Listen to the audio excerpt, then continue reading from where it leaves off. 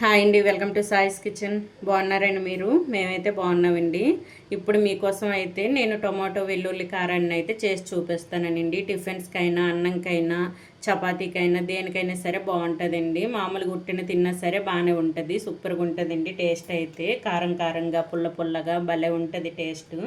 దీనికోసం ఇప్పుడు నేనైతే మీడియం సైజు 2 ఉల్లిపాయలను అయితే ఈ విధంగా పెద్దగా కట్ చేసి పెట్టుకున్నానండి. ఇప్పుడు ఒక మిక్సీ జార్ తీసేసుకొని ఇందులో ఉల్లిపాయ ముక్కలు వేసేసుకుందాం. ఇందులోనే ఒక 10 వెల్లుల్లి రెబ్బలండి.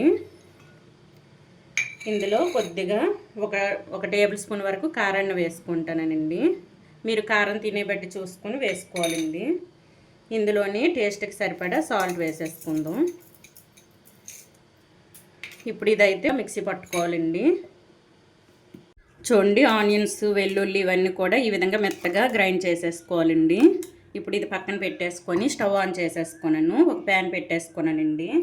ఇప్పుడు ఇందులో ఒక టేబుల్ స్పూన్ వరకు ఆయిల్ వేసేసుకుందాం.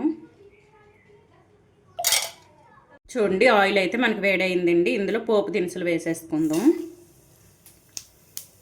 వేసేసుకొని మంచిగా వేయించుకోవాలండి.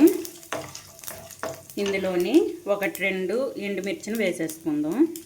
చిన్న ముక్కలుగా కట్ చేసి వేసేసుకుందాం అండి. ఈ విధంగా వేసేసుకొని ఇందులోనే కొద్దిగా ఫ్రెష్ కరివేపాకు అయితే వేసుకుంటానండి. చూడండి, ఈ విధంగా పోపు వేగిన తర్వాత ఇందులో కట్ చేసి పెట్టుకున్న 3 మీడియం సైజు టమాటాలు అండి. సన్నగా ఈ విధంగా చిన్నగా కట్ చేసుకొని ముక్కలను అయితే వేసేసుకుందాం.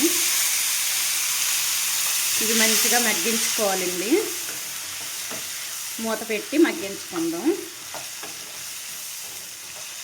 ఇప్పుడు ఇది మూత పెట్టి పూర్తిగా ఇది మంచిగా మగ్గాలండి. టమాటాలు అంతవరకు అయితే మూత పెట్టి ఉంచేసుకుందాం. చూద్దామండి టమాటాలు మగ్గిందో లేదో. చూడండి, మంచిగా మనకి టమాటాలు మగ్గిపోయిందండి. ఇప్పుడు మనం గ్రైండ్ చేసి పెట్టుకున్న ఆనియన్స్ ఇంకా వెల్లుల్లి గ్రైండ్ చేసుకున్నాం కదండి, ఈ పేస్ట్ని అయితే వేసేసుకుందాం. మొత్తం కూడా వేసేసుకుందాం. ఈ విధంగా పేస్ట్ మొత్తం వేసేసుకొని కలిపేసుకోవాలండి. మరో 1-2 మినిట్స్ అయితే మూత పెట్టి ఉంచేసుకొని తర్వాత కొత్తిమీరను వేసి ఆఫ్ చేసేసుకుందాం.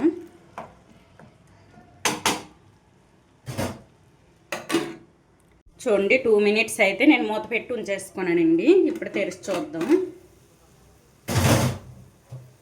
చూడండి, మనకి పేస్ట్ మొత్తం కూడా ఈ టమాటాకి వీటికి పట్టిందండి. మంచిగా 2 మినిట్స్ నేను మూత పెట్టి ఉంచేసుకున్నాను కదా, ఈ మొత్తం కూడా ఈ టమాటాకి పట్టిందండి. ఈ విధంగా చేసేసుకోవాలి. ఇప్పుడు ఒక బౌల్లో తీసేసుకుందామండి. ఇది కొద్దిగా కొత్తిమీర చల్లేసుకొని బౌల్లో తీసేసుకుందాం. అంతే అండి, ఎంతో టేస్టీ టొమాటో వెల్లుల్లి కారం అయితే మనకి రెడీ అయిపోయిందండి. ఇది ఒక బౌల్లో తీసి చూపిస్తానండి.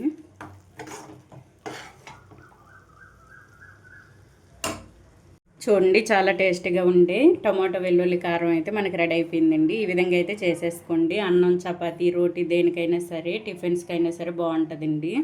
ఈ విధంగా కారం కారంగా, పుల్ల పుల్లగా సూపర్గా ఉందండి టేస్ట్ అయితే. ఈ విధంగా చేసి అయితే ఇంట్లో పెట్టండి. చిన్నపిల్లల నుంచి పెద్దవాళ్ళ వరకు అంతమంది కూడా చాలా ఇష్టంగా తింటారండి. ఈ విధంగా చేసేసుకోండి టొమాటో వెల్లుల్లి కారాన్ని. ఈ టొమాటో వెల్లుల్లి కారం రెసిపీ కనుక మీకు నచ్చినట్లయితే లైక్ చేయండి, షేర్ చేయండి. నా ఛానల్ను సబ్స్క్రైబ్ చేసుకోండి. ఓకే, బాయ్ అండి.